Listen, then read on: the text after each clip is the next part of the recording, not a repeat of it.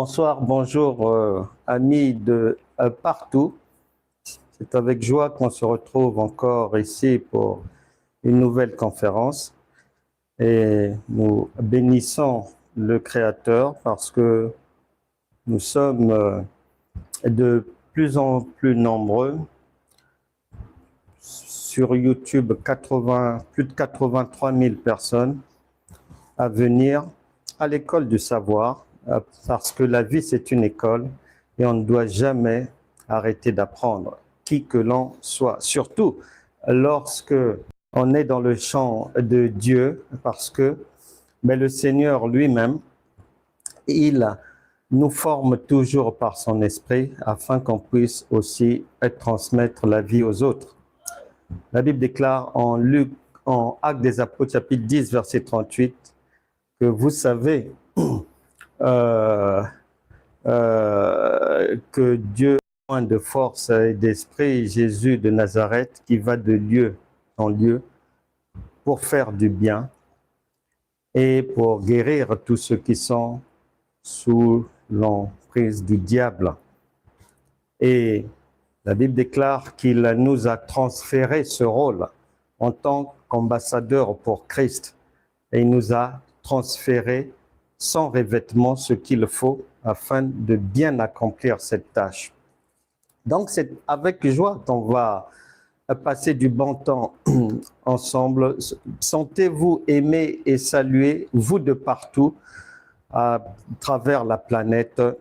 Nous sommes ici pour la conférence niveau de la première année, cours 537, quiconque ne porte pas sa croix. Un conseil, ça ne sert pas d'écrire pendant que je parle. Dans 24 heures, tu auras ça sur YouTube. Tu pourras mettre pause, tout recopier si tu veux et exploiter. Et au moins, pour le moment, Jésus a dit que celui qui a des oreilles pour entendre, entende bien. On commence par les réponses aux questions qui m'ont été posées. Je prends deux questions parmi les questions. Donc, je vais répondre à deux questions qui m'ont été posées. Et la première question, une personne m'a interpellé parce que, bien qu'elle soit convertie depuis 1995, elle a été surprise de m'entendre dire que quiconque traverse une ligne rouge en faisant du n'importe quoi dans notre espace, je maudissais toute personne qui se comporterait mal. Donc la personne m'a demandé, mais comment est-ce possible puisque Dieu est amour? Et puis on nous a appris que si on nous donne une claque à droite, qu'on tende la joue gauche, que à Dieu la vengeance, la rétribution, ceci, cela. Donc, est-ce que tu peux justifier pourquoi est-ce que tu l'avais dit? Réponse, déjà. Si les gens écoutent bien, suivent les conseils de Jésus, tu ne peux pas, sur 2 heures de temps, 1h30, 1h45, prendre juste 30 secondes là où j'ai dit je maudis et aller vite conclure que c'est anti-biblique. C'est très grave. C'est de l'aventure. Nous rendons gloire à Dieu parce que nous ne fonctionnons pas dans ces enseignements comme l'Église traditionnelle, dans des coutumes, des traditions, l'ignorance, les faussetés. Il n'y a pas de vérification. Chacun peut raconter ce qu'il veut. Ce n'est pas vérifié. Non. Si tu m'entends dire quelque chose, j'ai les Écritures, les feux verts qui me permettent, qui m'autorisent à le dire, à le faire, à aller dans cette direction.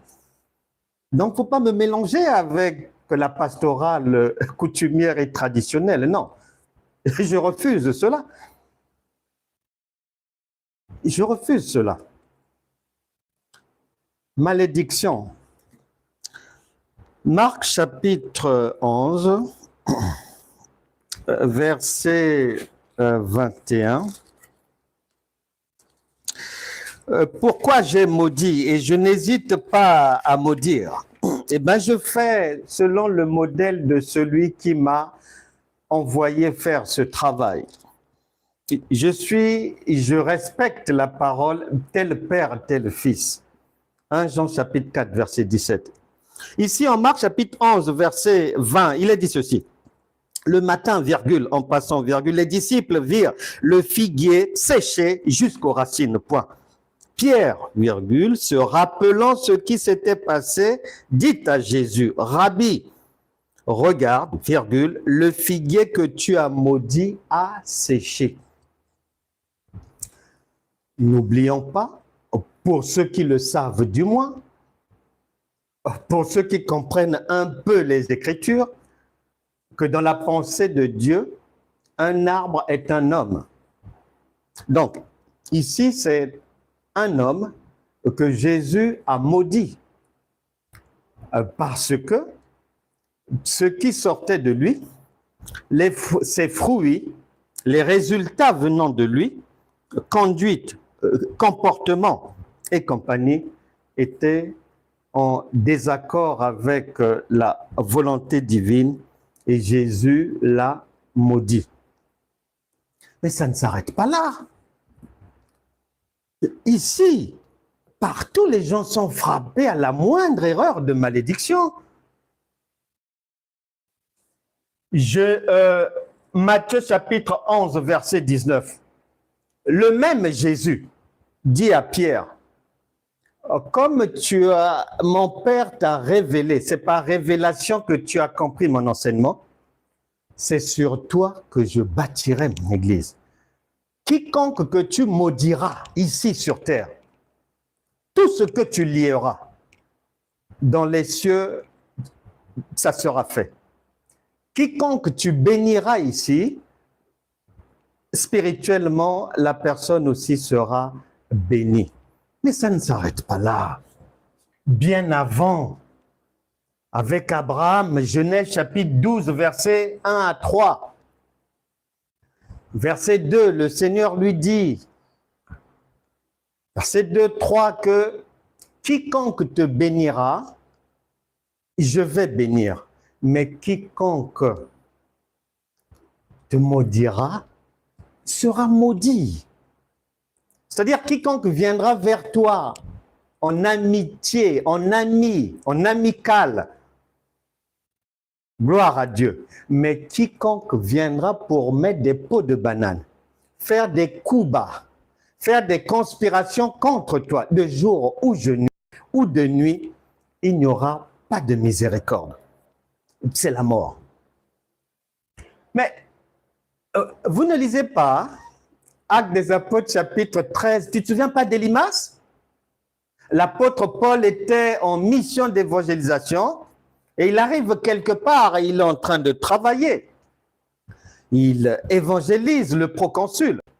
Et il y a les forces du mal qui sont là, représentées par Élymas. Et quand tu arrives au verset 11, l'apôtre va le maudire et les conséquences de sa malédiction sur place. Mais je ne te parle même pas de Simon le magicien. Actes des Apôtres, là-bas. Chapitre 8, versets 20, 21, 22. Promène-toi par là. Tu découvriras que le royaume de Dieu, il y a des feux rouges, il y a des feux verts, il y a des feux oranges. Mais si tu passes au rouge, tu en payes le prix. Sur le champ, il n'y a pas de miséricorde. La miséricorde, c'est lorsque le feu est encore orange. Lorsque le feu est vert, orange, oui. Mais lorsqu'il vire au rouge, au nouveau vin, c'est trop tard. c'est la mort. Mais que dire, Actes des Apôtres chapitre 12? Hérode, le big boss, maltraitait les croyants. Et dans cette confrontation entre les forces du mal et les forces du bien, les représentants des forces du bien ont dit non, non, non, non, non. Il est allé trop loin. Là, maintenant, il faut que la vérité se sache. C'est comme, c'est la répétition entre Élie et les prophètes de Baal. Et les croyants de cette époque-là n'ont pas permis à Hérode de survivre. Ils l'ont maudit et la Bible dit qu'il a été rongé par des vers. Donc, sentons-nous libres. Les Écritures ici, on m'autorise selon mon bon vouloir, mon bon sens, le discernement. L'intelligence divine va mettre en toi le savoir sur à quel moment il faut pardonner et à quel moment c'est trop tard, il faut sévir sans miséricorde et sans ménagement.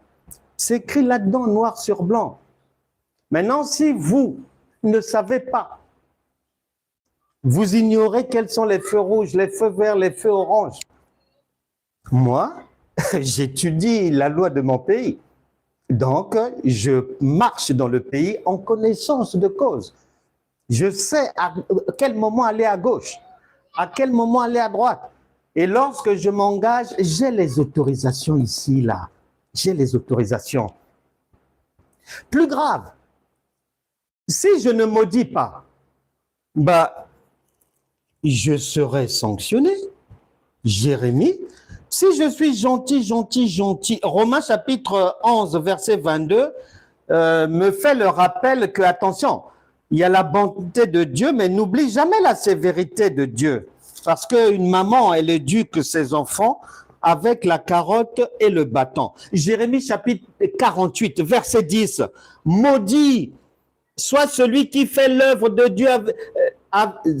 Je reprends. Maudit soit celui qui fait avec négligence l'œuvre de l'Éternel. Point. Maudit soit celui qui éloigne son épée du carnage. L'épée, l'épée doit servir.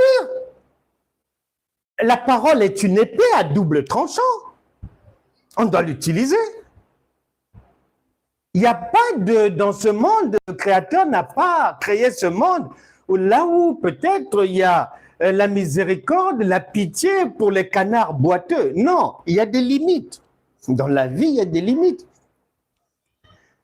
Lorsque quelqu'un que je n'ai pas invité, que je ne connais pas, je ne sais même pas s'il est chrétien, je ne sais même pas s'il est croyant,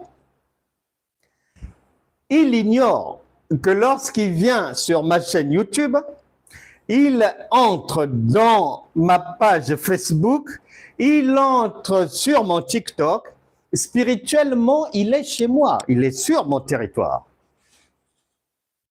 Les chrétiens sont tellement ignorants, il est sur mon territoire. Et sur mon territoire, si je vois que ça tangue, je passe une annonce. Que, attention, il y a un règlement intérieur ici. Et si, après avoir passé l'annonce, les aventuriers essaient de, dans ce monde, un chrétien, c'est quoi? On s'en fout, leur Jésus, c'est quoi? Ceci, cela. À partir de là, allons directement à la fin de toute chose, pour que ça s'arrête, c'est tout. Dieu est un Dieu d'ordre. Et chez moi, je suis comme Dieu, je ne tolère pas le désordre. Et surtout pas des gens que je ne connais pas. Je ne les ai pas invités. Je ne connais même pas leur adresse. Mais ils se cachent. Ils ne sont même pas croyants. Ils sont en promenade là. Et ils mettent n'importe quoi. Parfois, ils sont musulmans. Mais qu'est-ce que tu viens faire chez la famille en Christ? Tu n'as rien à faire ici. Va te promener ailleurs. Donc, j'ai la liberté Galates chapitre 5, verset 1, c'est pour la liberté que Christ nous a affranchis. Ici, là, non seulement j'ai la liberté, ici, là, on m'a donné le bon sens pour savoir à quel moment être doux ou sévère. Et ici, là, on m'a dit, si tu n'utilises pas l'épée, l'épée se retournera contre toi. Plus grave, ici, là, Apocalypse chapitre 22, versets 18 et 19, on me met en garde que ne fais pas comme si ce que tu as là n'existe plus. N'enlève rien pour dire, oh non, bon, nous c'est seulement maintenant la miséricorde, tout ce qui est parole de méchanceté, de malédiction, je déchire de ma Bible. Ici, on m'a déjà averti que si tu fais ça, je te tombe dessus. Je ne peux pas retrancher, je ne peux pas ajouter. J'ai une épée à double tranchant et on m'oblige à apprendre à m'en servir et comme ça. Eh ben oui. Mais sinon, les requins vont nous bouffer comme ils bouffent beaucoup de chrétiens. Mais sinon, ils vont faire de nous des méchouis. Je refuse d'être une proie. Pour éviter d'être une proie, je marche avec l'épée déjà brandie. Voilà. Déjà brandie. Et donc, j'ai toutes les autorisations pour bénir ou pour maudire. Tout est là. Si je ne parle pas comme beaucoup de gens, comme beaucoup de serviteurs, des diarrhées verbales comme ça, non. C'est sous contrôle des Écritures. Sous contrôle. Si je dis quelque chose, sache que je connais la rue, je connais le boulevard, je connais l'avenue, et que là-bas, les feux sont au vert, je peux y aller. La prière. On m'a demandé, la question était formulée dans le sens, quelqu'un, sur 2 heures, a entendu une phrase de moi disant « Je ne t'ai pas demandé de prier » et on me demande. Donc, on n'a plus besoin de prier. Je réponds par les Écritures, puisque la Bible m'interdit de donner des considérations personnelles. Je prends une première munition. Matthieu chapitre 6. C'est Jésus qui parle. Matthieu chapitre 6. C'est Jésus qui parle. Avant que je ne prenne cette munition, je résume le contexte rapidement parce que, en tout cas, je ne cesse de le répéter. À beau mentir qui vient de loin. Et dans ce monde, il est dit que le bon sens est la chose la mieux partagée. Mais au fur et à mesure du temps passé dans la famille en Christ, je me suis rendu compte, ça c'est mon avis personnel, que la chose la mieux partagée dans la famille chrétienne, c'est l'ignorance des Écritures. On ne comprend pas Dieu. C'est rare de trouver même une prédication ou un enseignement où celui qui parle, il a respecté les feux verts. Il sait là où il nous emmène. Il ne mélange pas. Il ne mélange pas Jésus et Moïse. Il ne mélange pas le vin ancien avec le vin nouveau. Il nous conduit très bien. C'est très rare. En général, c'est carnaval, c'est mélangé. Nous refusons le carnaval chrétien. Vous ne nous verrez jamais dans un carnaval chrétien. Ce que les chrétiens ne comprennent pas, c'est que la loi de Moïse, représentée par le chef Moïse lui-même, jusqu'à tous les prophètes et jusqu'à Jean-Baptiste, cette loi-là donner au peuple cette nourriture n'avait pas pu, la Bible dit, n'avait pas pu permettre au peuple de définitivement être à même de sortir du péché, être à même de se libérer des tentations, être à même de marcher sur la tête du diable, être à même d'envoyer balader les démons. Cette loi-là n'a pas pu donner les résultats escomptés. Ce qui fait qu'on est obligé de mettre en place un plan B, une opération de secours. Et Jésus arrive. Maintenant, quand un secouriste arrive, il est au fait de ce que vous avez déjà fait pour sauver l'enfant. Ça n'a pas marché. C'est pour ça que vous l'avez appelé. Maintenant, il ne peut pas, c'est une impossibilité, sauver l'enfant en employant vos méthodes qui n'ont pas marché, qui ont failli conduire l'enfant à la mort. Il est obligé de venir avec du vin nouveau, un nouvel enseignement, de nouvelles méthodes, quelque chose de plus simple, sophistiqué. C'est ce que Jésus a fait. Quand il vient, la sagesse la plus basique sur terre ici, même si je ne suis pas allé à l'école, la vie m'a appris qu'on ne fait pas du neuf avec du vieux. C'est impossible. Donc, celui qui vient là, il ne va pas venir pour m'aider avec les vieilleries. Non. Cependant, quand il arrive, c'est encore la loi. Donc, là où les gens sont perdus, c'est qu'il y a deux écoles qui travaillent dans le même laps de temps. Maintenant, si tu n'as pas l'interprétation des Écritures pour être à même de prendre ce qu'il y a à prendre, ce qu'il ne faut pas prendre, tu laisses d'abord. En tout cas, c'est-à-dire, ton adresse, c'est 2 Thessaloniciens, chapitre 2, verset 11. Dieu te maudit. Et c'est pour ça que Dieu envoie une puissance d'égarement à beaucoup de croyants pour croire aux faux prophètes, aux sales prophéties, à des choses qui n'ont ni tête ni queue. C'est ça. L'ignorance de la différence entre Moïse et Jésus. La plupart des chrétiens pensent que c'est Jésus qui est l'inventeur, l'idéologue de la prière. Non! Les Moïse, les Élie, les Jérémie, tout ce monde-là, les Ésaïe, ils étaient dans la prière. Donc, quand Jésus arrive, dans sa sacoche, dans sa mallette médicale pour venir nous secourir, il n'y a pas la prière.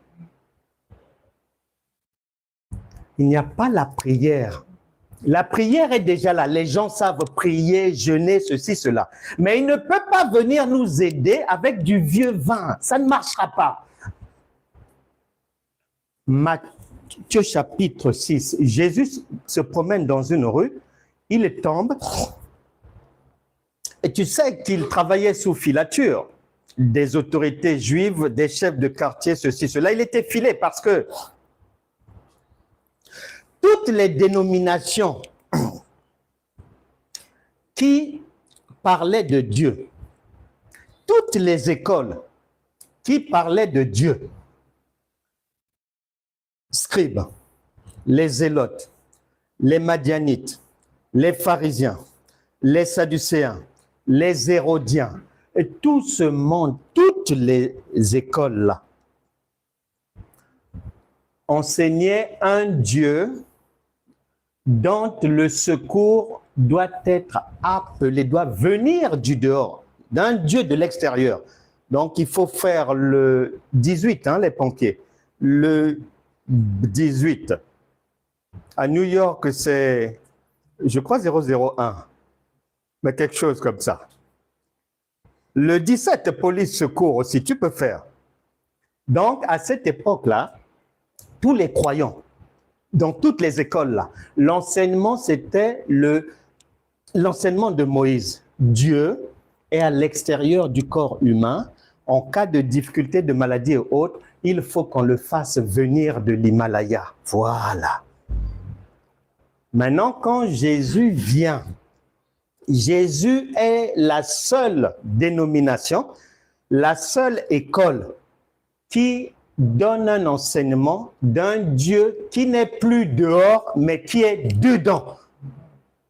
Pour que le secours étant sur place, il n'y a plus de souffrance.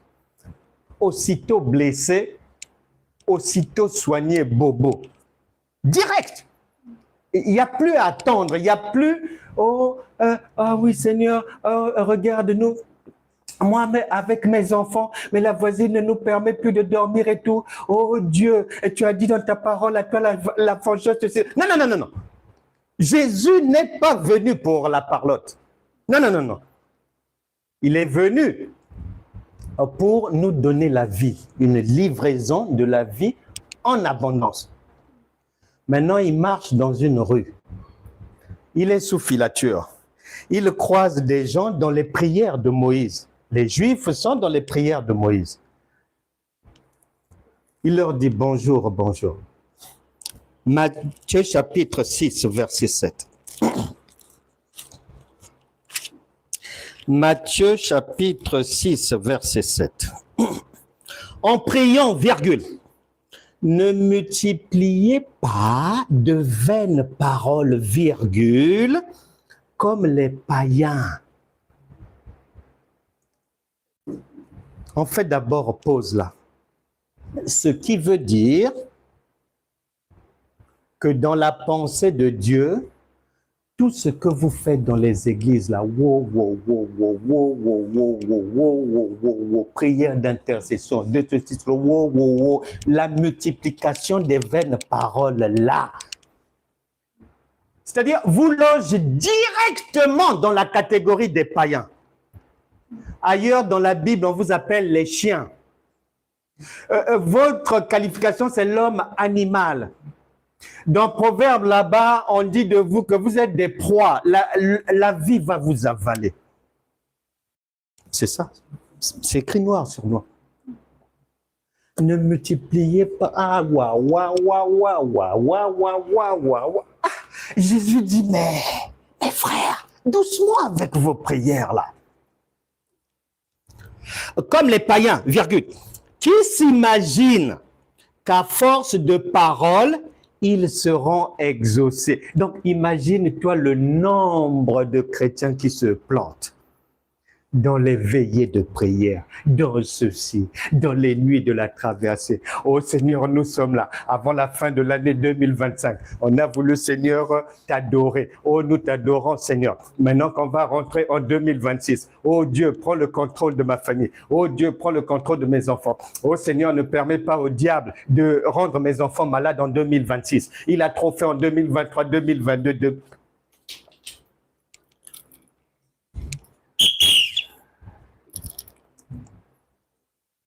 Jésus dit non, non, non, non. Pour moi, c'est trop compliqué. Je ne suis pas venu vous alourdir encore les choses. Je suis venu, Matthieu chapitre 11, verset 28. Venez à moi, venez à mon enseignement. Et quand vous allez comprendre, vous recevez. Venez vous tous qui êtes fatigués, des problèmes surchargés et tout, vous ne dormez pas, vous combattez soi-disant un combat spirituel, les démons soi-disant vous attaquent, vous êtes dans les épreuves, soi-disant le diable cherche à repérer votre rue, ceci, cela et tout. Venez, venez, venez, venez, la sécurité c'est ici, venez. Je vais vous donner ce qu'il faut. Une fois que vous allez bien recevoir ça, mon enseignement, eh bien, vous vivrez désormais dans le repos. Il leur dit au verset 8, ne leur ressemblez pas, point virgule, car votre Père sait de quoi vous avez besoin avant que vous le lui demandiez. Très simple. Ce n'est pas moi qui le dis, c'est le Seigneur Jésus qui donne le conseil à ses frères. C'est vrai que vous êtes dans vos coutumes, vos traditions, c'est bien, mais je vous déconseille de continuer sur cette voie. Mais si tu as le Saint-Esprit va te dire, durant un tel dialogue, obligatoirement, les frères là ont dû demander à Jésus, nous sommes nés dans la prière, nous sommes nés dans les jeûnes. Maintenant, toi, tu ne veux plus que l'on fasse ça, nos coutumes, nos traditions. À la place, tu proposes quoi? Et c'est là où l'enseignement de Jésus entre en action. Les prières, ce sont les éléments de la loi de Moïse. Jésus, il a apporté la grâce et la vérité que l'on obtient par la foi. Très simple. Mais l'ignorance fait que tout est mélangé, chamboulé et tout. Et dans son enseignement, Jésus va nous indiquer la finalité de son enseignement. La finalité de son enseignement, tu constateras même en Luc chapitre 18, il vient dans une rue, il trouve encore des gens en prière. Oh maître, est-ce que ce qu'on fait là c'est mauvais? Il dit non, il faut prier. Mais si tu as un peu de patience, quand tu continues l'histoire de la veuve et du juge inique, quand tu arriveras au verset 8, Jésus dit, tout ce que vous faites là, c'est bien, mais le plus important, quand le Fils de l'homme viendra, et il est déjà là, pendant qu'il leur parlait, c'était déjà le présent, il est là. Trouvera-t-il en vous la foi ou la prière? Il va trouver quoi? Moïse ou son enseignement? L'enseignement de Jésus a pour unique objectif faire en sorte que le Dieu qui est à l'extérieur avec Moïse puisse passer à l'intérieur. Et pas que du dedans. C'est une contradiction d'avoir le Saint-Esprit qui est un Dieu du dedans, et lorsque je suis malade, je sollicite Jésus qui est dehors. Ça, il ne tient pas. Soit il est en moi, ou soit il n'est pas là. Bon, s'il n'est pas là maintenant, je peux faire appel à lui comme sous la loi de Moïse. Mais si je dis que je suis réellement né de nouveau et que tout le dispositif de la divinité, Galates chapitre 2, verset 20, est en moi, Jésus m'interdit de perdre mon temps dans wow. Il m'encourage à le revêtir complètement. Revêtez-vous de Christ, c'est-à-dire soyez Dieu comme lui, afin de vivre en auto-entrepreneur de la divinité. Il n'y a pas, en cas de coup dur, à appeler quelqu'un qui va venir du dehors. Non. Colossiens chapitre 2, verset 9 dit que quand il vient en toi, c'est tout le dispositif de la divinité qui est là. Maintenant, tu vas encore faire appel à lui comment? Et la Bible va plus loin, c'est écrit noir sur blanc, que s'il est en toi, ça veut dire c'est une alliance. Une alliance, c'est un mariage. Un mariage, il est dit, Éphésiens chapitre 5, verset 31, que vous devenez une seule chair. C'est-à-dire que tu deviens la divinité Dieu. Mais comment ça se fait que tu dis que tu es enfant de Dieu? La Bible te fait le rappel, attention, ce que tu dis là, ça veut dire Dieu. Dans l'ivresse, tu dis oui, nous sommes la tête et non la queue. OK. Mais lorsqu'on observe maintenant ta vie, tout ce que tu fais et pratiques, un Dieu ne le fait pas. Voilà là où les chrétiens sont vraiment en esclavage. Galates chapitre 4, verset 1. Je résume rapidement l'enseignement de Jésus. À Matthieu chapitre 6, versets 7 à 8, il nous conseille doucement avec vos prières traditionnelles. Maintenant, la finalité de l'enseignement de Jésus, tu vas comprendre ça par exemple. Je résume ça ici. Si tu comprends Luc chapitre 1, verset 37, plus Marc chapitre 9, verset 23. Je t'ai résumé là l'enseignement de Jésus. Là. Luc chapitre 1. Luc chapitre 1, verset 37. Luc chapitre 1, verset 37. Il est dit ceci. Car rien n'est impossible à Dieu. Point. Garde un doigt là. Nous courons vite à Marc chapitre 9, verset 23. Nous venons du boulevard car rien n'est impossible à Dieu. Donc Dieu peut tout faire. Marc 9, 23, Jésus maintenant vient nous dire, si tu peux, il ne parle pas de lui. Il parle de toi. Si tu peux, tout est possible à celui qui croit. C'est la même chose que Luc chapitre 1, verset 37. Ce qui veut dire, dans la pensée de Dieu, quand tu entends Moïse parler, les gens de la loi de Moïse, lorsque tu lis qu'ils disent Dieu, les gens de la loi de Moïse, de l'école de Moïse, te parlent d'un Dieu extérieur. Quand c'est Jésus qui parle de Dieu, il parle de toi-même.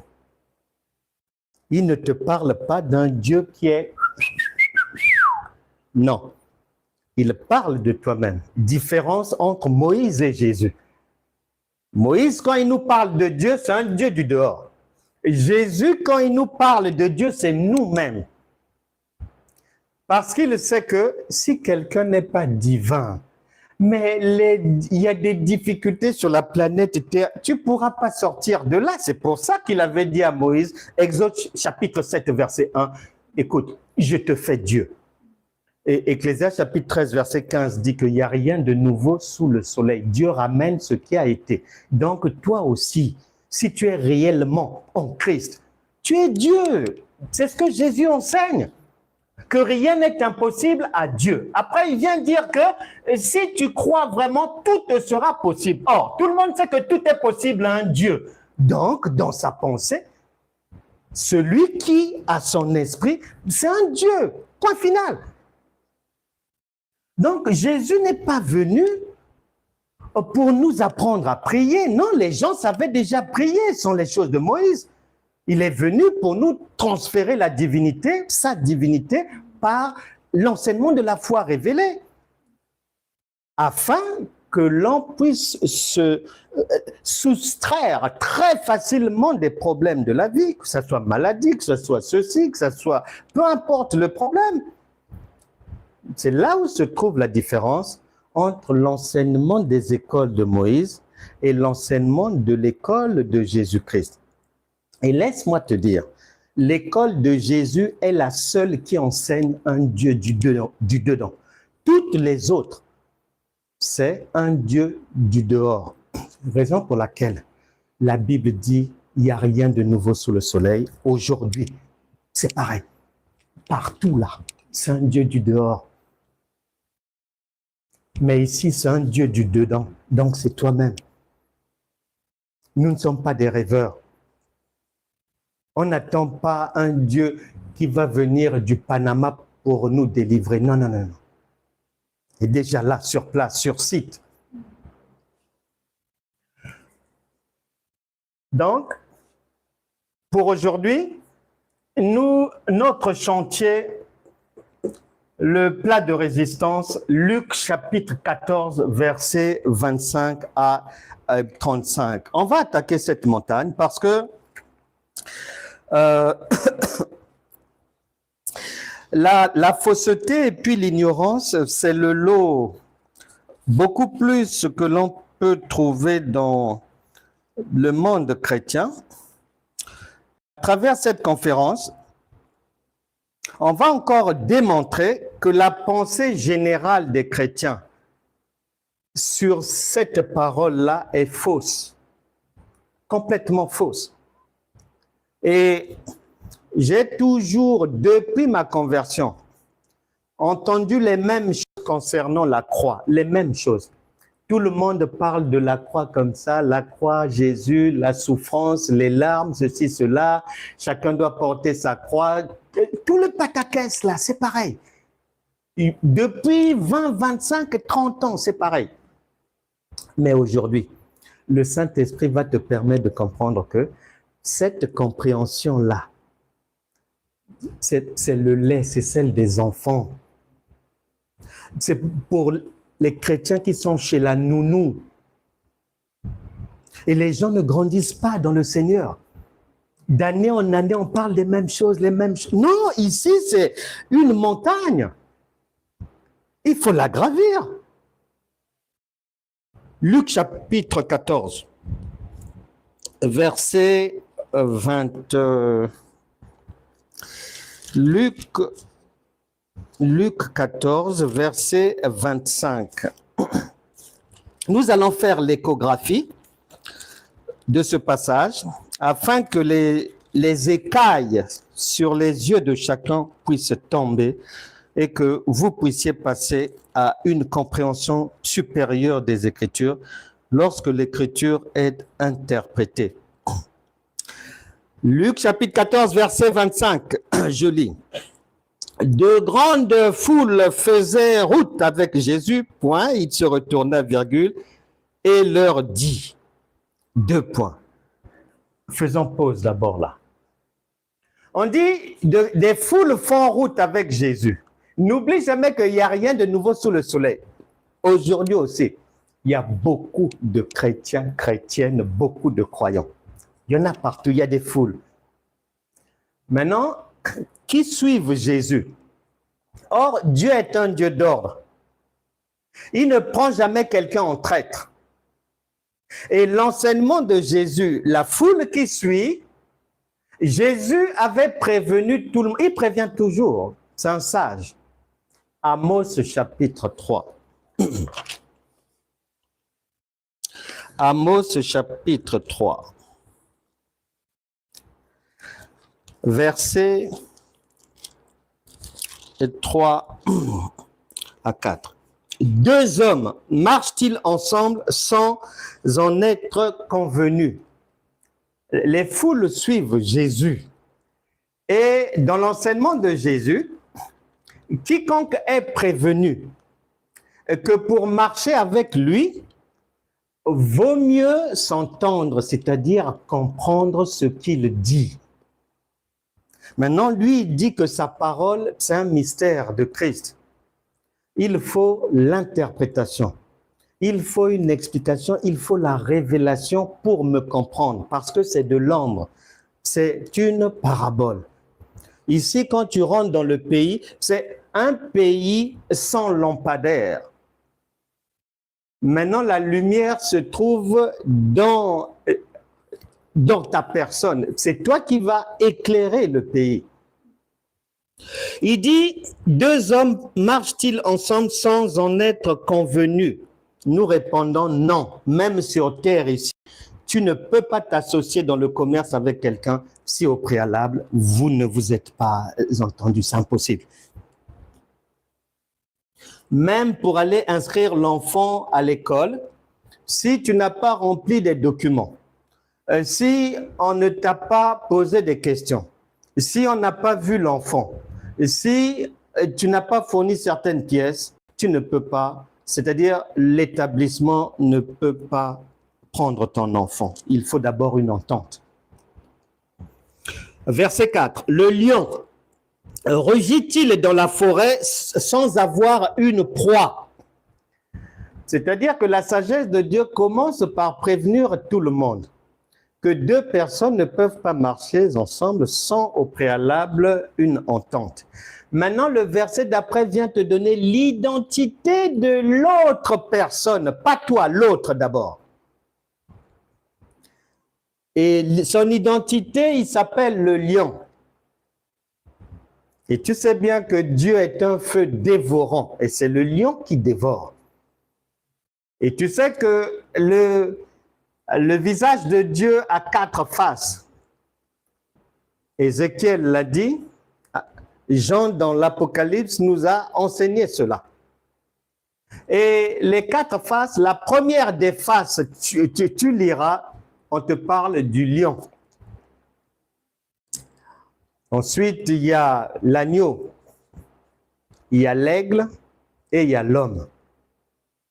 Partout, on commencera par te présenter le Père. On va te parler du lion. Et lui, il te pose la question, est-ce que tu peux marcher avec lui sans que vous puissiez vous comprendre? Réponse non. Si tu ne sais pas dompter le lion, c'est-à-dire comprendre les Écritures comme Samson, tu auras des difficultés. Et le lion rugit-il dans la forêt sans avoir une proie? Le lionceau pousse-t-il des cris du fond de sa tanière sans avoir fait une capture? C'est-à-dire, si tu viens dans ce royaume et que tu ne parviens pas à voir ton code de la route, tu ne respectes pas la circulation. Et tu ignores les rues, les carrefours. Tu rentres dans les maisons d'autrui sans autorisation. On te prévient que Dieu, il va dévorer ta vie. C'est pour ça que beaucoup de gens souffrent des accidents, des maladies à répétition, beaucoup de drames attribués que les chrétiens par ignorance attribuent au diable, attribuent aux démons, alors que le diable est un sous-traitant de Dieu, créé comme toi, mais comme moi, par le chef Dieu. Et dans Job, on t'informera que il se déplace uniquement lorsqu'il reçoit une mission divine pour aller corriger, maltraiter, saccager les vies de tous ceux qui se comportent mal. Les vies des récalcitrants, des récalcitrantes, des gens qui sont fous, folles, qui prennent la parole pour olé, olé. Des gens qui ne vérifient pas les Écritures, qui font confiance à la première prophétesse venue. Dès qu'il a vu une belle robe, hein, ah ça, elle est de Dieu. Non. Dans ce pays-là, ça ne fonctionne pas ça. Dieu ne vient pas de manière à éblouir les regards. Et Jésus, en Matthieu chapitre 22, verset 29, jusqu'aujourd'hui, cette parole est d'actualité. Il dit, vous là, vous qui prenez mon nom là, de ce que je vois de vous, vous êtes dans l'erreur. Parce que de ce que je vois, vous ne comprenez ni les Écritures, ni la puissance de Dieu. Ça ne s'arrête pas là. Jésus ajoute encore une couche. Matthieu chapitre 7. Parce que les gens ne parlent pas de ces rues-là. Les gens ne font jamais état de ça. Non, non, non, non, non. C'est carnaval, on danse, on chante, Dieu est bon, ceci, cela. Mais est-ce que tu as bien lu? Est-ce que la prédicatrice elle-même, est-ce que tu n'as pas vu que tout ce qu'elle a dit là, elle-même, elle ne comprend pas? Matthieu chapitre 7, verset, on prend à partir du verset 13. Jésus dit, entrez par la porte étroite, car large est la porte, virgule, spacieux est le chemin qui mène à la perdition. Donc on dit large, pour recevoir la large majorité de ceux qui ont le nom de Dieu à la bouche. Et il y en a beaucoup qui entrent par là. Mais étroite est la porte, resserrée, le chemin qui mène à la vie. Et il y en a peu qui les trouvent. Donc, quand tu vois la foule chrétienne qui suit Jésus, ne sois pas impressionné. Lui-même, il t'a déjà prévenu que la large majorité, même s'ils me suivent, ils sont dans l'égarement. Ils suivent sans comprendre. Verset 15. Gardez-vous des faux prophètes, virgule. Ils viennent à vous en vêtements de brebis, virgule, mais au-dedans, ce sont des loups ravisseurs. Vous les reconnaîtrez à leurs fruits. Il y en a foule partout. Mais qui les reconnaît? Mais parce que leur boutique fonctionne, il y a toujours la clientèle. Mais bien sûr. Si clientèle il y a, mais ça veut dire qu'il n'y a pas de filtrage de la part des sœurs avec les sacs qui vont là-bas. Il n'y a pas de filtrage. C'est Jésus qui nous met en garde. Nous devons faire attention. Dieu est un Dieu d'ordre. Et la loi de Dieu, elle suit des trajectoires bien précises. C'est pas wa wa wa wa wa wa wa wa. Non, non, non, non, non, non, non. Verset 20, Luc 14, 25 à 35 maintenant. Faisons notre échographie. Luc 14. Luc 14, 25 à 35. OK. De grandes foules faisaient route avec Jésus. Point. Il se retourna et leur dit 2 points. Si quelqu'un ouvre bien les oreilles, parce que, en tout cas, les oreilles des chrétiens, chrétiennes, c'est pas la peine. Si quelqu'un vient à moi, virgule, et s'il ne hait pas son père, sa mère, sa femme, ses enfants, ses frères et ses sœurs, et même sa propre vie, virgule, il ne peut être mon disciple. Dans la pensée de Dieu, nous devons, père, mère, frère, tout ceci-là, ce n'est pas dans le sens que l'école t'a donné. Non, dans la pensée de Dieu, Dieu a une pensée qui fait que pour lui, tout ce que tu as lu là, il résume ça dans les coutumes et les traditions des hommes. Ce que nous avons l'habitude de faire depuis des années, dans notre famille, dans notre pays, nos modes de vie, nos traditions. C'est de ça qu'il s'agit. Et il lance l'alerte, pourquoi? Parce que dans ce siècle présent, en tout cas, cette parole-là, oh non, elle est foulée aux pieds. Elle est foulée aux pieds. Exemple, il y a beaucoup de chrétiens, peu importe leurs origines et le pays, le chrétien, si par exemple, il est dans son pays, il va vouloir aller dans une église locale, c'est-à-dire il va faire un tri.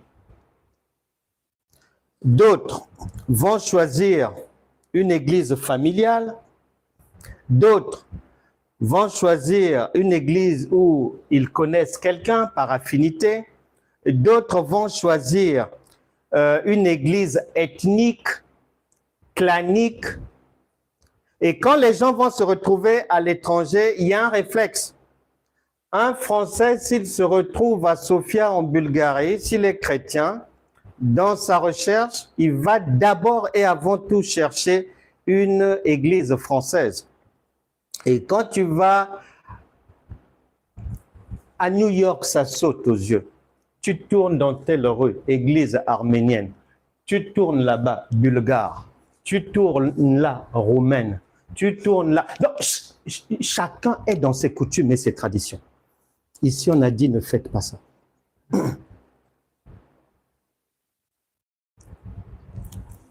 Ici, on a dit, il ne faut pas faire ça. Dieu n'est pas un Dieu de... Il n'a pas de pays. Il n'a pas de langue. Il n'a pas de coutume. Il n'a pas de tradition. Il n'a pas de couleur ni odeur.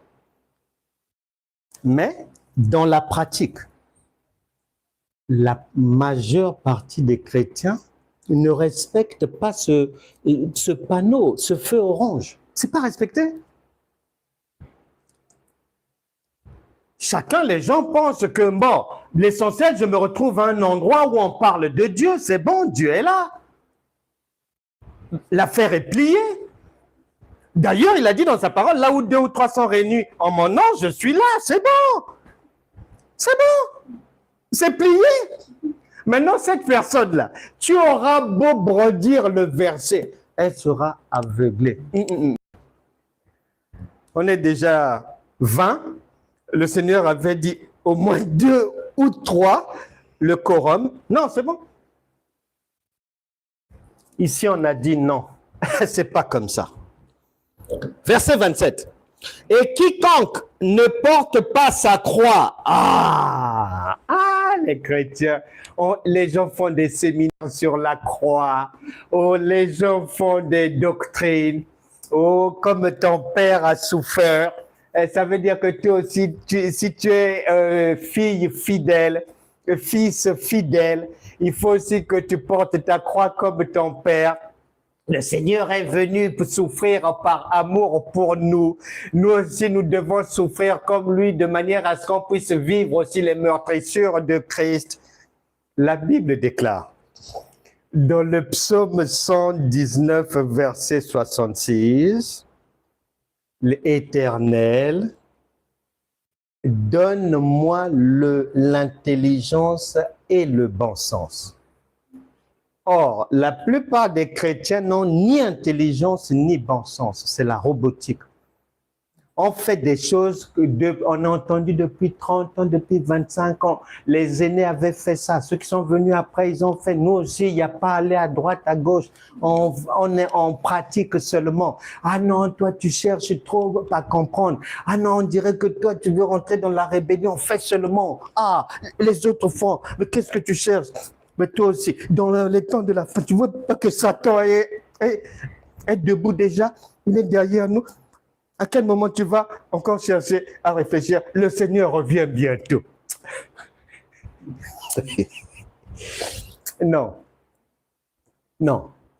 Il n'existe pas une maman qui peut avoir un enfant et avec l'ambition, avec un testament à laisser à l'enfant et qui dit que moi, ta mère, comme j'ai souffert dans les champs pendant 25-30 ans,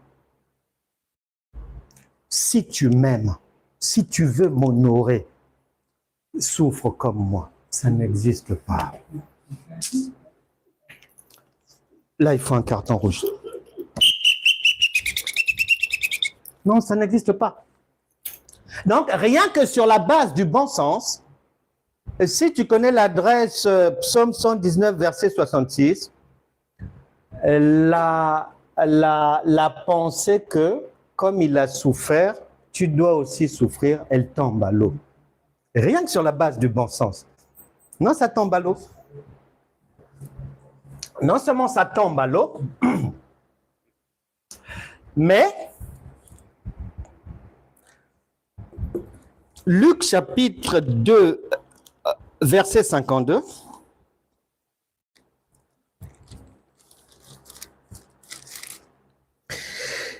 Ici, on dit que le Seigneur, il montait en maturité, il croissait en sagesse.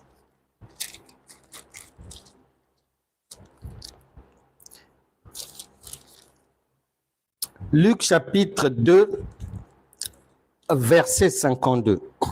Mais ici, on dit Luc chapitre 14, verset 27, « Et quiconque ne porte pas sa croix, virgule, et ne me suit pas, virgule, ne peut pas être mon disciple. » Luc 2, 52 dit, la trajectoire de Jésus, il grandit, il apprend, il devient de plus en plus sage, mature, intelligent. Et il dit donc que si quelqu'un veut le suivre, qu'il suive d'abord la même trajectoire. Qu'il suive la même trajectoire. Maintenant, il vient dire à Luc chapitre 6, verset 40, il vient dire ceci, Luc, parce que ceux qui le suivent, nous sommes des disciples, et il nous dit, Luc 6, 40, le disciple n'est pas plus que le maître, mais tout disciple accompli sera comme son maître. Rien que là, on peut déjà tirer une conclusion provisoire. Et s'il dit que tout disciple accompli sera comme son maître, lui, il est notre maître, lui, il est Dieu, donc nous aussi, on doit devenir des dieux. Très simple. C'est écrit noir sur blanc. C'est lui-même qui parle. Donc, lorsqu'on dit que quiconque ne porte pas sa croix, il faut bien lire la suite. Ça veut dire quiconque ne suit pas son cheminement de croissance, d'intelligence, de sagesse, de maturité pour devenir comme lui, c'est-à-dire reste pour toi à l'arrêt de bus. Ne prends pas le bus avec nous, pardon. Nous n'avons pas les mêmes ambitions. Ce ne sont pas les mêmes objectifs. Et toi, tu viens, tu veux rester enfant de Dieu, donc enfant à vie. Nous, on a compris que non. Cette histoire, c'est pas une histoire de la petite enfance. C'est-à-dire apprendre à rentrer dans notre héritage, c'est-à-dire notre divinité, afin de devenir des indépendants, des dieux. C'est ce qu'il est en train de dire. Il dit, et quiconque ne porte pas sa croix, virgule, et ne me suit pas, ne peut pas être mon disciple. Ne me suis pas là, c'est pas pour aller souffrir, non. Ah, vos pasteurs qui viennent se former, c'est pas pour aller souffrir. Comment? Si tu veux une confirmation supplémentaire que c'est pas pour aller souffrir, tu doutes encore? Poursuivons notre lecture. Verset 28, car, virgule, lequel de vous, s'il veut bâtir une tour, ne s'assied d'abord pour calculer la dépense et voir s'il a de quoi la terminer. Tu vois bien que là, on parle du travail, on parle de la connaissance, on parle de la planification, on parle des objectifs de souveraineté. On ne parle pas d'aller pleurer. On ne parle pas c'est-à-dire d'espérer que tous les problèmes du monde viennent sur ta tête. On ne parle pas de ça. Libre à toi si tu es volontaire pour la souffrance. Dieu ne force personne. Il a dit dans sa parole que chacun est esclave de ce qui a triomphé de lui, ce que ton cœur a accepté. Tu manges ça. Si ce sont des larmes, c'est ce que tu auras.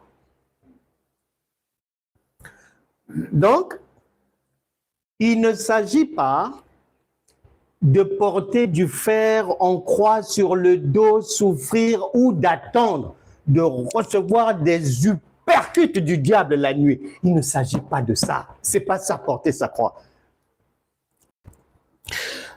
Verset 28. C'est une préparation à achever. Parce que Jésus, c'est allé crescendo. Donc, ici, on dit, il faut que tu réfléchisses bien. Il faut que tu comprennes bien.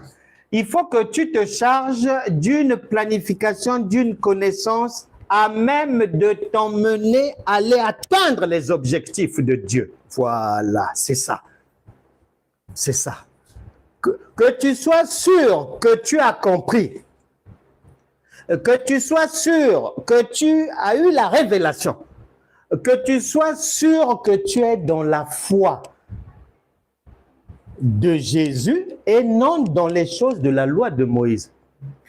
Or, la plupart des gens, ils pratiquent les choses de Moïse, mais ils mettent à la bouche le nom de Jésus. Ça ne marchera pas. C'est de la contrefaçon. Donc, il faut une préparation. Et cette préparation-là doit être achevée, c'est-à-dire ta divinité doit être pleine et entière. Jean chapitre 10, verset 34, vous êtes des dieux. Maintenant, Galates 3, 1 et 4, 1 te font comprendre. Si tu n'arrives pas à ta divinité, à être comme lui, puisqu'il a dit que tout disciple doit devenir divin comme lui. Si tu n'arrives pas, tu es une proie. Et on t'a mis en garde dans Amos chapitre 3, verset 3 à 4. Tu es l'homme animal, c'est-à-dire les autres animaux, les carnivores, ils vont t'avaler.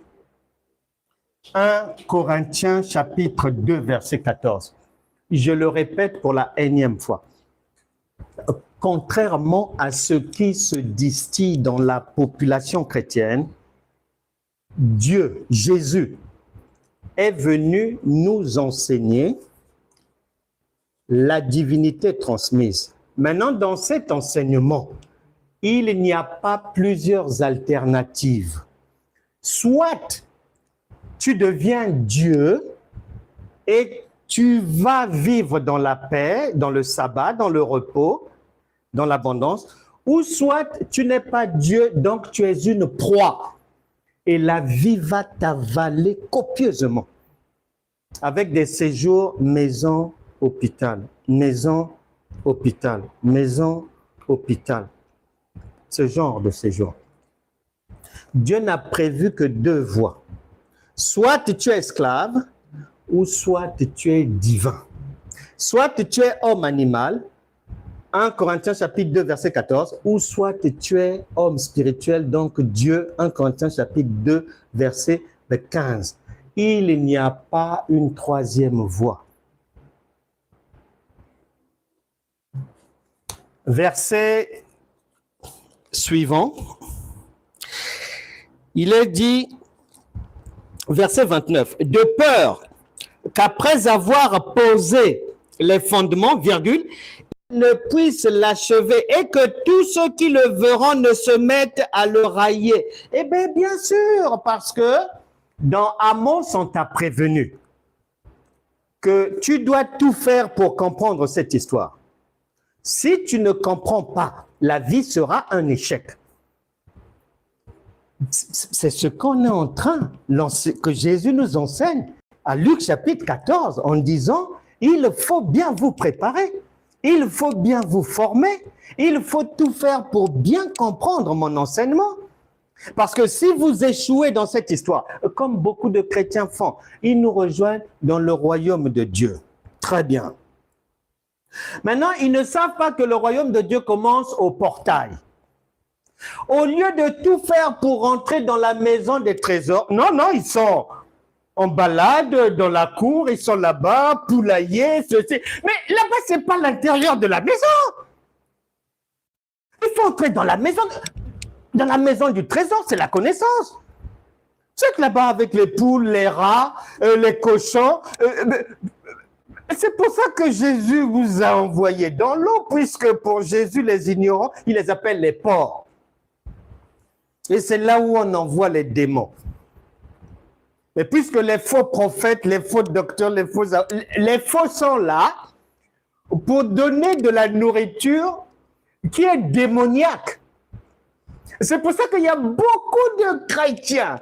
Elle jeûne, elle prie, mais toujours des cauchemars. Depuis 15 ans, les maris de nuit, pasteur, j'ai jeûné, j'ai prié, mais qu'est-ce que je n'ai pas fait? Mais as-tu vérifié les plats que tu prends? Tu consommes quoi? Tu manges quoi? Tu manges de la viande crue, non immolée. C'est même pas des enseignements, il n'y a pas d'interprétation, il n'y a pas d'explication. C'est du vent, du bruit. Mais c'est normal que tu sois malade. Mais j'ai eu pitié un jour d'une maman, une chrétienne. Mais de longue date, elle a prié, fatiguée, jeûné, ceci, cela. Elle avait une vie chrétienne normale, propre. Et un jour, elle s'est mariée. Et elle n'a jamais arrêté sa marche chrétienne, jamais. Toujours correcte. Et après s'être mariés, ils ont eu 2 enfants. Elle est toujours chrétienne, fidèle. Faisant ses jeûnes, elle s'est veillée de prière, les retraites, tout ça là, toutes les activités de la loi de Moïse, elle les faisait. Chasser les démons, ceci, cela. Le premier enfant est venu mourir. Elle a multiplié encore les jeûnes, les prières et tout. Quelques années après, elle vient perdre le 2e enfant. Ils avaient eu 2 enfants. Quelques années après, le mari demande le divorce. C'est là où elle s'est assise, elle a commencé à réfléchir que, cette histoire de Dieu-là, on dirait,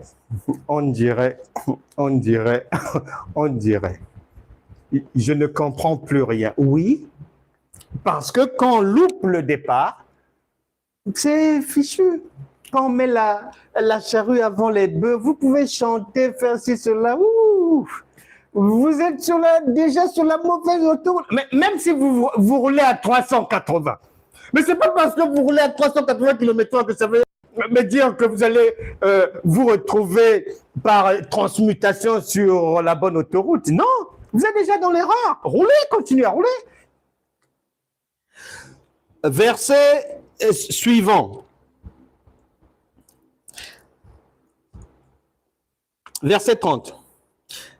En disant, là c'est la moquerie, c'est-à-dire les démons se moquent. Le diable se moque. Là, ça rappelle Actes des Apôtres, chapitre 19, les 7 fils de Séva. Ils enfants d'un prêtre respecté, mais ils ont voulu pratiquer l'enseignement de Jésus avec les méthodes de Moïse. Ça n'a pas marché. Ils ont été battus en brèche. Verset 30, en disant, cet homme a commencé à bâtir. Et il n'a pu achever. Mais c'est ce que les gens disent dehors. Mais cette sœur-là, elle est arrivée dans ce quartier il y a 25 ans. Déjà, quand elle est arrivée, elle parlait déjà de Dieu, de Dieu, de Dieu, de Dieu partout. Bon, quand elle était arrivée, quand on lui avait posé la question, mais sœur, comment? Tu es seule ici? Oui, moi je finis une formation, le mariage c'est à partir de l'année prochaine. Ok, d'accord. Mais on la voit toujours là, l'église, l'église. Oh, là, ça fait maintenant 25 ans et elle est toujours seule. Mais où est son Dieu? C'est ça. C'est ça. Verset 31. Ou, quel roi, virgule, s'il va faire la guerre à un autre roi, virgule, ne s'assied d'abord pour examiner s'il peut, avec 10 000 hommes, marcher à la rencontre de celui qui vient l'attaquer avec 20 000. Tu vois bien que ça n'a rien à voir avec souffrir ceci, cela. Non. Là, on est dans l'intelligentsia. Ça n'a rien à voir avec, comme au cinéma, tu mets une grosse croix là et...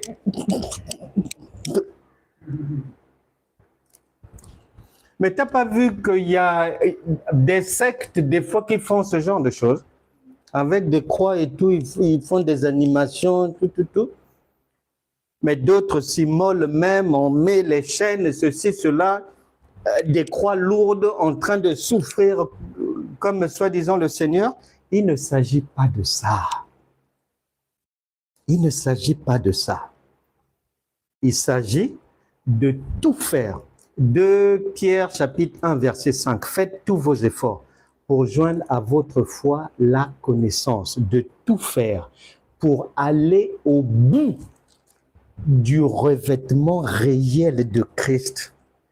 Que ta connaissance puisse être affûtée, aiguisée, élevée, pas la connaissance de l'école maternelle. Wow, ah, Dieu fera ceci, cela. Ah oui, nous, les chrétiens, le Seigneur, mon Rédempteur, est vivant. Il se lèvera le... Non. Ici, c'est pas ça. Hein? Ici, on est dans le cogito. On dit, si tu veux devenir divin, c'est-à-dire, soit tu mets tout ce qu'il faut de ton côté en intelligentsia pour y parvenir, ou soit, assois-toi à la rébus, reste une proie et qu'un chacal vienne te prendre, c'est tout. C'est l'un ou l'autre. Donc, on pose encore la question, parce que Dieu parle tantôt d'une manière, tantôt d'une autre. On est en train de dire la même chose. Qu'il faut être sûr que je suis sur la bonne voie. Il faut être sûr que je suis réellement dans la doctrine de Christ. Il faut être sûr que ce que je mange là, est-ce que ce n'est pas un agneau non immolé? Est-ce que ce n'est pas des viandes sacrifiées aux idoles? Est-ce que ce n'est pas des choses impropres à la consommation? C'est de ça qu'il s'agit ici. Verset 32. S'il ne peut... Ah, j'aime bien. Ah, j'aime bien. Je reviens sur du verset 28 au verset 31. On va te faire comprendre. Puisque là, le parler du Saint-Esprit te parle maintenant, te donne l'image de la guerre. L'image de la guerre pour dire où quel roi, virgule, s'il va faire la guerre. Tu sais bien que lorsque nous sommes païens, nous appartenons au royaume des impies et des païens, marchant selon notre propre intelligence, même le péché, on peut fumer, on peut ceci, cela. Nous appartenons au royaume du mal, au royaume de Satan. Maintenant, le fait de passer de l'autre côté dans le royaume de Dieu, tu changes de roi. C'est de ça qu'il s'agit ici. C'est-à-dire que quand tu changes de chef là, et tu passes d'un roi à un autre, tu passes du royaume du diable, de Satan, au royaume de Dieu. On te dit bien, rassure-toi que tu te déportes là-bas et que tu auras les armes et les bagages qu'il faut. C'est de cette guerre-là qu'il s'agit. Du passage et de l'emprise d'un roi impie au grand roi. Et ça, c'est une guerre. Parce que si tu traverses et que tu n'as pas les armes et bagages qu'il faut pour rester de l'autre côté, eh bien, tu seras fait captif. Tu seras captivé. Et Jésus dit dans Luc chapitre 11, versets 24, 25, 26, à ce moment-là, un homme fort qui a bien gardé tout ce qui l'a enchaîné. Si un autre homme fort réussit à le déposséder de cela, mais ceux qui ont été libérés, s'ils n'ont pas ce qu'il faut, eh bien, l'homme fort là, donc le roi là, quand il va venir récupérer, l'esclavage sera multiplié par 7. C'est de ça qu'il s'agit ici. Il faut donc, comme Dieu donne l'image, parle de guerre, obligatoirement, si tu sais t'orienter dans le pays, tu sauras qu'il t'a donné la solution. Si tu veux vaincre cette guerre, Ecclésiaste chapitre 7, verset 19 dit, le sage, c'est-à-dire quelqu'un qui est intelligent, qui a la connaissance, qui n'est pas impatient, qui n'est pas colérique, qui sait réfléchir avant de parler, avant d'aller dans une direction. Quelqu'un qui sait reconnaître le bon grain de l'ivraie. Quelqu'un qui sait reconnaître un faux enseignement d'un vrai. Le sage, on a dit, Ecclésiaste, chapitre 7, verset 19, qu'il est plus fort que 10 chefs dans une ville.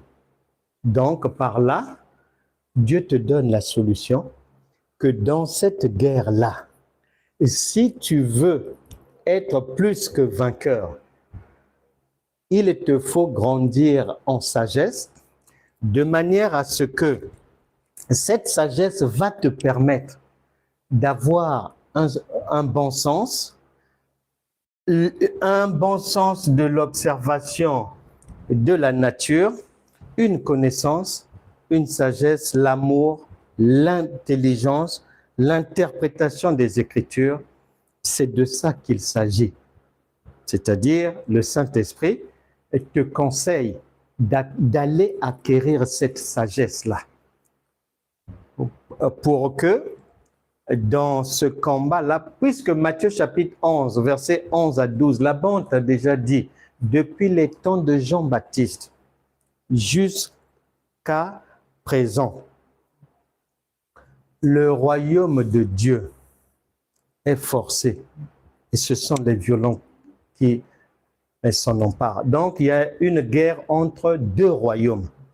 Le royaume de Dieu est forcé par un autre royaume. Tout le monde veut avoir son public. Donc, on pique les âmes de l'autre. C'est cette guerre-là d'intelligentsia.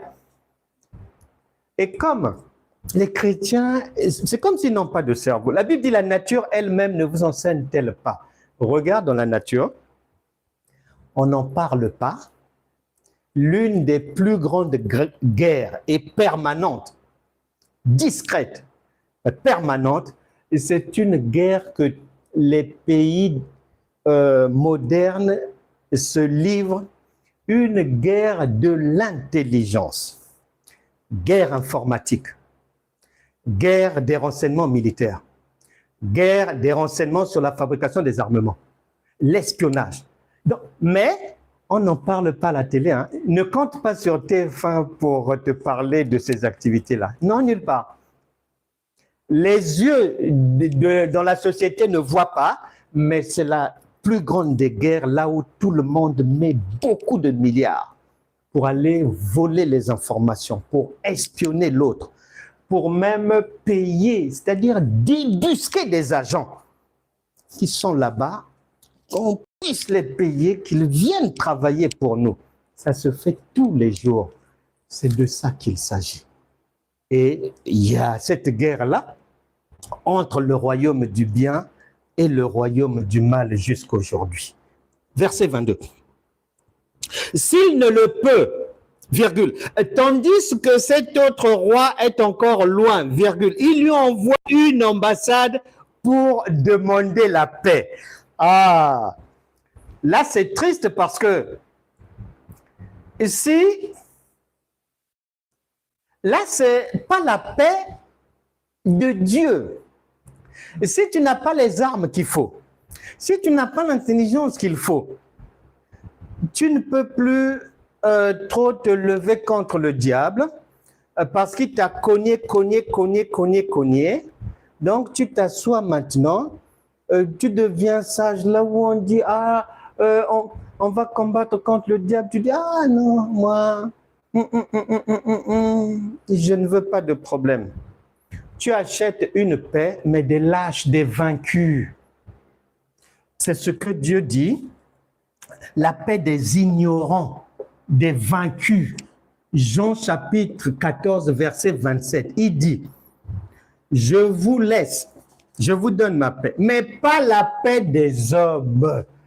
Or, la paix dont il s'agit à Luc 14, 32, c'est la paix des perdants, la paix des vaincus, la paix des gens qui, bon, se disent...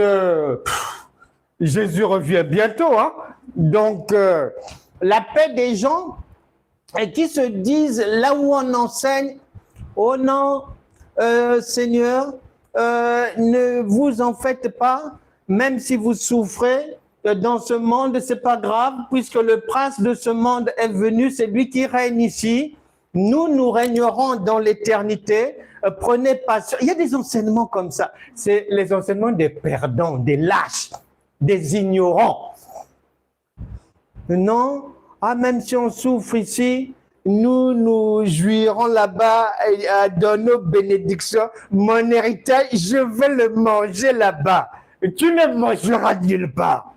C'est la lâcheté. Tu as courbé les chines devant le diable. Verset 33. Ainsi donc, quiconque d'entre vous ne renonce pas à tout ce qu'il possède. Tu vois bien que tout le parcours qu'on fait là, on ne parle pas que quelqu'un va souffrir, que quelqu'un va... Non, on ne parle pas de ça. La croix dont il s'agit là, ce n'est pas la croix de la définition que le dictionnaire te donne. Non, ce n'est pas ça. Et ça fait 30, 40 ans, les gens sont dans ça, des faux enseignements. Il faut souffrir. Comme il a souffert, nous aussi on doit souffrir. Mais tu n'as pas lu en Jean chapitre 11, verset 48, 49, 50, un chef des Juifs, Caïphe, a dit non. Vous ne comprenez rien, vous. Il faut seulement qu'un seul du peuple porte sa croix, meure, pour que tout le monde soit libéré. C'est tout. Vous ne comprenez rien. C'est ce que Caïphe a dit à ses frères. Et jusqu'aujourd'hui, nous sommes toujours dans ce « vous ne comprenez rien ». Parce que dehors là, les gens portent leur croix hein, partout. Hein. Verset 33. Ainsi donc, quiconque d'entre vous ne renonce pas à tout ce qu'il possède ne peut être mon disciple. Il revient là. Ne peut être disciple veut dire Dieu. Disciple veut dire comme lui. C'est-à-dire, il s'agit de comment la divinité se fabrique. Voilà, c'est ça. L'enseignement de Jésus a un seul chapitre. Le transfert de la divinité de Dieu à l'homme. C'est tout. C'est tout. Il n'y a pas autre chose. Non. N'inventez pas. Vous avez déjà trop inventé. Arrêtez. Vous n'avez pas mal à la tête. Romains chapitre 10, versets 1 et 2. Le Saint-Esprit dit ceci. Le Saint-Esprit dit, frère, virgule, le vœu de mon cœur est ma prière à Dieu pour eux. C'est-à-dire que l'apôtre Paul a séjourné à un endroit où il était avec des bien-aimés frères, sœurs. Il les a vus évoluer. Il les a vus assidus aux réunions, gentils. Il les a vus vraiment corrects. Maintenant, il fait son rapport. Frère, le vœu de mon cœur est ma prière à Dieu pour eux, c'est-à-dire les croyants avec lesquels il a séjourné un bon moment. Et c'est qu'ils soient sauvés. Point. Donc, ça veut dire que lui, au moment où il les quitte, après un long séjour avec eux, dans son cœur, son discernement, son expérience, lui fait comprendre que ces gens-là qui prient, qui jeûnent, qui courent à gauche, à droite, qui ont le nom de Dieu à la bouche, ils ne sont pas encore nés de nouveau. Verset 2. Je leur rends le témoignage qu'ils ont du zèle pour Dieu, virgule, mais sans intelligence. Cela veut dire quiconque peut avoir du zèle pour Dieu, mais s'il n'y a pas l'intelligence, s'il n'y a pas ce que Luc 14, 25 à 35 dit, tu n'es pas sauvé.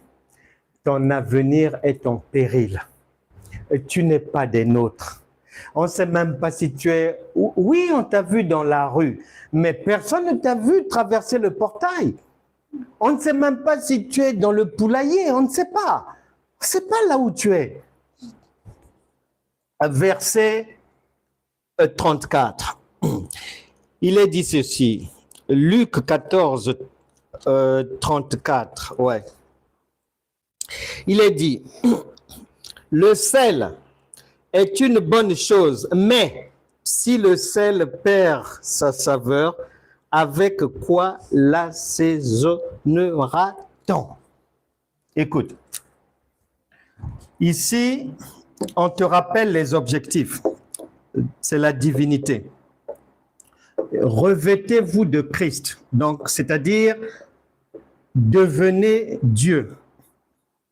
Ici, on a dit, vous êtes le sel de la terre, la lumière du monde. Ici, 2 Rois chapitre 2, 19 à 22, le prophète va assaisonner ce qui était pollué en mettant du sel et ils vont avoir la vie. Et la parole de Dieu fait comprendre ce sel-là, cette intervention-là, c'est Dieu. Ici, on dit, si le sel ne peut pas avoir une bonne... Si le sel est une bonne chose, mais si le sel perd sa saveur, c'est-à-dire si le sel n'a pas le plus important, si le chrétien n'a pas la divinité en lui, c'est nul et non avenu. C'est zéro de chez zéro de chez zéro. Car il a dit, Matthieu chapitre 5, verset 13 à 14, il avait dit, vous êtes le sel de la terre. Il ne s'arrête pas là, il dit, la lumière du monde. Or, auparavant, dans l'évangile de Jean chapitre 12, il avait dit, je suis la lumière du jour. Et dans Matthieu, il vient dire, vous êtes la lumière du monde. Lui, lumière, nous aussi, lumière. Donc, nous sommes pareils des dieux.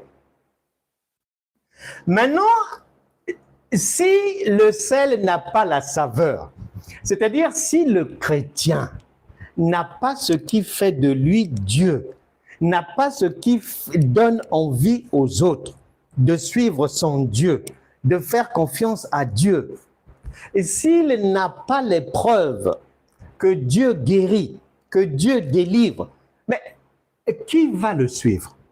C'est de ça qu'il s'agit ici. C'est de ça qu'il s'agit. Parce que 1 Jean chapitre 4 verset 17 dit « Tel il est, tel nous sommes aussi dans ce monde ». Et nous étions prévenus dans Exode 3, 8 que lorsque nous entrons dans le royaume de Dieu, c'est un pays où coule le lait et le miel. C'est-à-dire, il y a tout ce qu'il faut pour les enfants et pour les adultes afin d'acquérir l'identité divine. C'est de ça qu'il s'agit ici. Et au verset 35, on dit « Il n'est bon ni pour la terre », c'est-à-dire si le sel perd sa saveur, il n'est bon ni pour la terre, ni pour le fumier, on le jette dehors.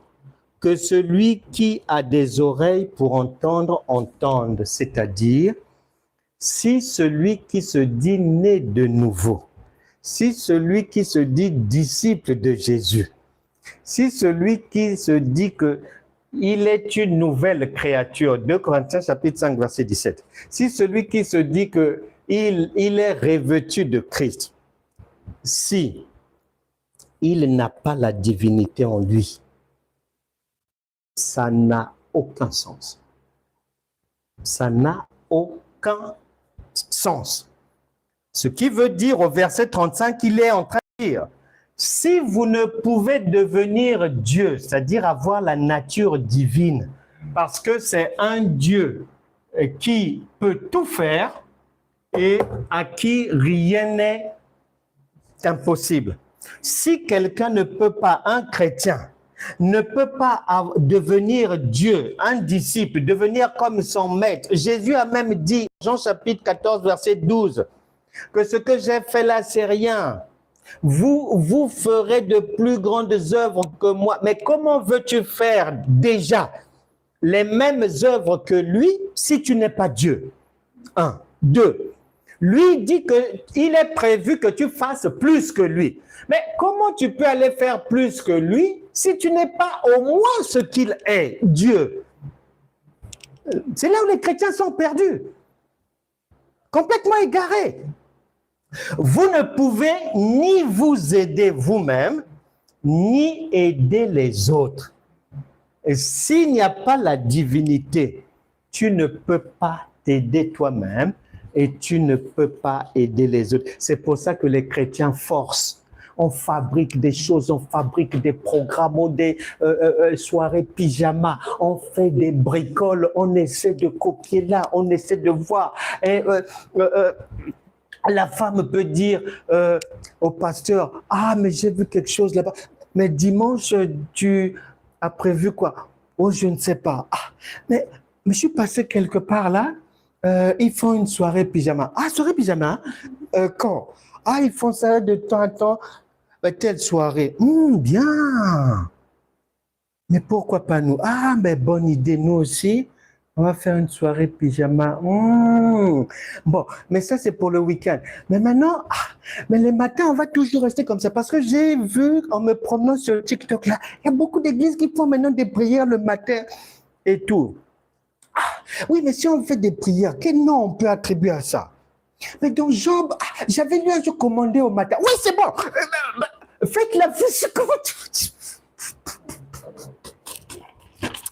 Luc chapitre 23. Oh, la famille en Christ. Luc 23. Luc 23. Puisque Jésus a dit, et on termine par là, que le disciple, Luc 6, 40, Jésus dit, doit devenir comme lui au minimum. Parce que tout ce qu'un père fait, son enfant va le faire. Tout ce qu'un père fait, le fils le fera. Si le père avait travaillé, le fils, quand il aura l'âge, il va travailler. Si le père avait labouré un champ, le fils peut labourer aussi un champ. Si le père, il s'était marié, mais le fils aussi, oui, s'il veut se marier, il se marie. Ici, c'est ce qu'on dit. Et les gens préfèrent dire, non, nous sommes des pauvres petits pécheurs, nous sommes des éternels pécheurs. Ici, on parle de divinité. Laisse d'abord le péché là où il est, on traitera ça un autre jour. Ne mélange pas, laisse le péché. Mais tu n'as pas marre de parler du péché? Luc chapitre 23, on finit par là, verset 24. Écoute bien. Jésus dit 2 points, Père, pardonne-leur car ils ne savent ce qu'ils font. Ils se partagèrent ses vêtements en tirant au sort. Ce que tu lis là, ce n'est pas les vêtements du magasin, du marché, non. Les vêtements, c'est ça. Chacun fait sa doctrine, on se partage. Ah, la femme ne doit pas prêcher là-bas. Ici, chez nous, la femme ne doit pas prêcher. On tire les vêtements, le revêtement de Christ. Tirez partout. Chacun, en tout cas, chacun fait son marché là-dedans. Chacun choisit ce qu'il va mettre en application. Chacun choisit. C'est-à-dire, les vêtements du Seigneur sont déchirés complètement. C'est ce que les chrétiens font. Verset 35. Le peuple se tenait là et regardait. Les magistrats se moquaient de Jésus, disant 2 points, il a sauvé les autres. Écoute bien l'objectif de l'enseignement de Jésus. Nous sommes en train d'atterrir maintenant. Attache bien la ceinture jusqu'au niveau des oreilles. Il a sauvé les autres, point virgule. Mais qu'il se sauve lui-même, s'il est le Christ. Mais oui, ils disent qu'ils sont chrétiens. Or, chrétien veut dire Dieu. Mais ce qu'ils font, c'est un Dieu ne fait pas ça. L'élu de Dieu, point. Les soldats aussi se moquaient de lui, s'approchant et lui présentant du vinaigre. Il disait, mais si tu es le roi des Juifs, mais sauve-toi toi-même déjà, tu es en difficulté là. Soi-disant tu es Dieu, soi-disant tu es le Christ, et tu es en difficulté, sors de là. Mais tu aidais les autres, on t'a vu ici, aller au secours des paralytiques, de ceci, cela. Maintenant toi-même, quand tu aidais les autres là, tu as pensé à ton propre sort, mais qui va venir t'aider maintenant? Ton secours viendra de qui? Puisque tu es déjà en haut, tu t'appelles le Christ. Bon, si le Christ est déjà au tribunal en difficulté, mais qui peut te venir en aide? Si tu es vraiment le Christ, toi là, un peu barbu là, avec moustache, si tu es vraiment le Christ, sors de ce problème toi-même, on va voir nous, on va te croire. Détache-toi de cette histoire. Là, nous allons croire que tu es vraiment le Christ. C'est un défi que nous avons jusqu'aujourd'hui. Le monde de la création nous lance en permanence le même défi. Il n'y a rien de nouveau sous le soleil. C'est la même chose aujourd'hui. Mais ça se dit autrement. Mais c'est pareil, c'est le même tableau. Les gens se disent, mais ils font du bruit là. Mais pourtant la journée, on les voit ici courir à l'arrêt de bus, prendre des sauces, ceci, cela. Bon. Quand ils sont dans leur truc chrétien, on les entend dire que oui, que de riche qu'il était, il s'est appauvri, il nous a donné la richesse et tout ceci. Mais cette richesse-là, nous, on ne voit pas. C'est de ça qu'il s'agit. Il disait, si tu es le roi des Juifs, sauve-toi toi-même. Il y avait aussi au-dessus de lui cette inscription. Celui-ci est le roi des Juifs, point. L'un des malfaiteurs crucifié l'injuriait, disant, 2 points. N'es-tu pas le Christ? Point d'interrogation. Sauve-toi toi-même, virgule, et sauve-nous. C'est ça.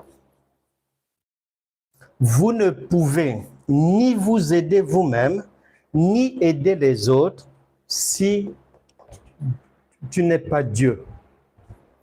Et Jésus, il s'est sauvé lui-même et il nous a envoyé ce qu'il fallait. Il avait dit, attendez, Actes des Apôtres, chapitre 1, verset 8, vous recevrez une puissance. Et vous aussi, vous allez être à même, avec cette puissance, de vous extraire de toutes sortes de problèmes et d'aider aussi les autres. Luc chapitre 1, versets 74 et 75 aussi. Bien-aimé dans le Seigneur, tu vois bien que dans la pensée de Dieu, l'expression « quiconque ne porte pas sa croix » ne veut pas dire ce qui est vulgarisé depuis 30, 40 ans. Non. Dans la pensée de Dieu, c'est si quelqu'un n'est pas Dieu, ça sera comme ça. Parce que ce qui est prévu, c'est que tu deviennes Dieu. Et les Écritures sont légion sur ça. Vous-même, vous le dites, nous sommes des dieux, nous sommes la tête et non la queue. On ne manquera de rien. L'Éternel est notre berger, on peut manquer de rien. Que nous avons reçu le pouvoir de marcher sur les serpents et les scorpions et aucune puissance de l'ennemi ne pourra nous nuire. Mais vous êtes encore dans le combat spirituel et donc les puissances de l'ennemi vous nuisent. Donc c'est la contradiction avec ce que la parole, on ne sait pas, tout est cafouillage, mélangé. En tout cas, ça brûle les feux rouges à gogo. Mais gloire soit rendue à Dieu. Le Seigneur Jésus est patient et il compte sur toi. Il compte sur moi pour que, peu importe, que l'on finisse par bien comprendre et saisir son enseignement. Un enfant, quand il va à l'école, même s'il ne comprend pas ce que la maîtresse dit, il ne fuit pas l'école. Mais malheureusement, la malédiction chrétienne fait que la plupart des chrétiens, chrétiennes, crétins, crétines, c'est-à-dire, dès qu'ils entendent quelque chose qu'ils n'ont jamais entendu, arrière de moi, Satan, sont frileux, sont peur. Ils veulent seulement entendre les mêmes choses, faire les mêmes choses, le même bruit, le même pataquès, les mêmes choses. Qu'ils comprennent, qu'ils ne comprennent pas, c'est pas grave. L'essentiel, c'est l'acte de présence, c'est faire. Dieu me voit, il doit être content. Gloire à Dieu. Non, il n'y a pas de gloire à Dieu, ça ne se passe pas comme ça. Donc, nous aussi, quand on est en classe de CM2, 6e, on ne va pas comprendre tout ce que le professeur d'anglais va dire de biologie, de chimie. Non, ni le même jour, ni tout comprendre à 100%, mais on ne démissionne pas de l'école, on ne fuit pas, on va toujours à l'école et au fur et à mesure, on fait tout pour aller vers l'avant. C'est-à-dire 6e, 5e, 4e, 3e. Cette avancée-là veut dire nouvelle connaissance en permanence, nouvelle connaissance. Or, la Bible dit, Romains chapitre 12, verset 3, soyez transformés par le renouvellement de votre intelligence. Mais la famille chrétienne, non, il n'y a pas de renouvellement. Ah non, non, non, non, non, non. On ne renouvelle pas. Mais puisqu'on ne veut pas entendre un son qu'on ne connaît pas. Et ça, c'est pas bon. Nous devons, même si c'est difficile à comprendre, les élèves ne fuient pas la classe. Ils persévèrent. Et nous aussi, mais toi comme moi, nous sommes appelés à persévérer. Les disciples de Jésus n'ont pas démissionné. Les disciples de Jésus n'ont pas fui. Il y en a qui n'avaient même pas été à l'école, mais ils n'ont pas quitté l'école de Jésus. Ils n'ont pas quitté le lieu d'apprentissage. Ils ont persévéré et à la fin, Ils sont devenus des dieux, des divins, au point que tout ce que leur maître a fait, eux aussi, ils ont fait ces choses-là. Maintenant, c'est à ton tour. Saint-Esprit, que toute personne ici présente et qui a prêté attention à cette bonne nouvelle, la parole de vie. Et tu dis à chacun ici présent, en Hébreux chapitre 3, verset 7, que si aujourd'hui vous entendez sa voix, n'endurcissez pas votre cœur.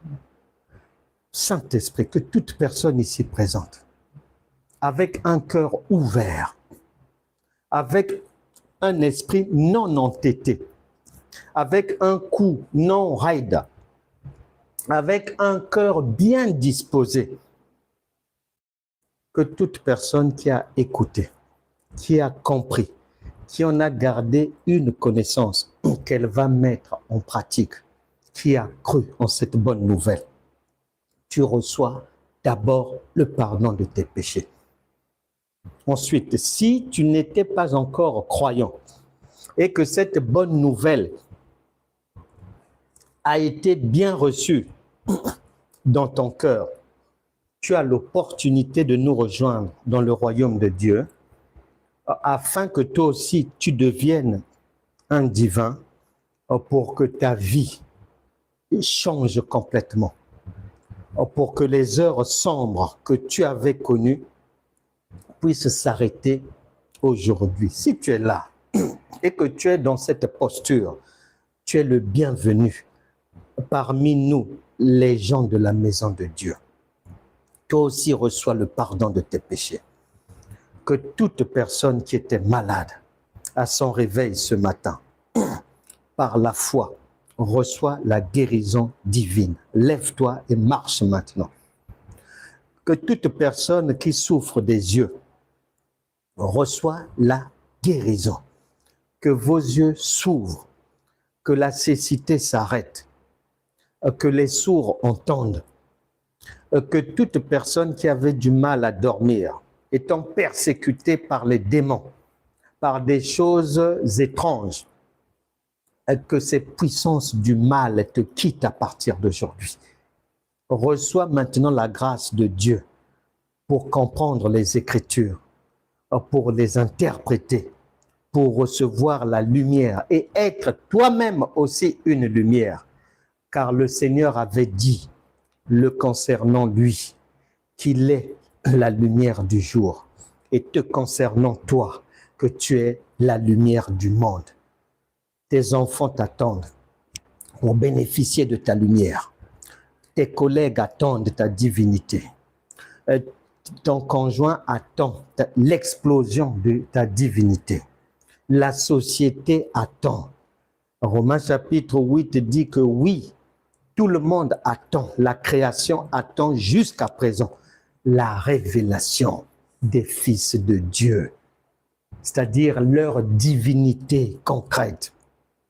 Que toute personne qui était en échec professionnel, échec marital, échec dans le domaine des finances, de l'immobilier, les projets, reçoit la grâce à partir de cette bonne nouvelle de te relever et que tout devienne réellement neuf dans ta vie. Car il est dit, si quelqu'un est en Christ, il est une nouvelle créature. Et les choses anciennes sont passées. Et toutes choses sont devenues nouvelles.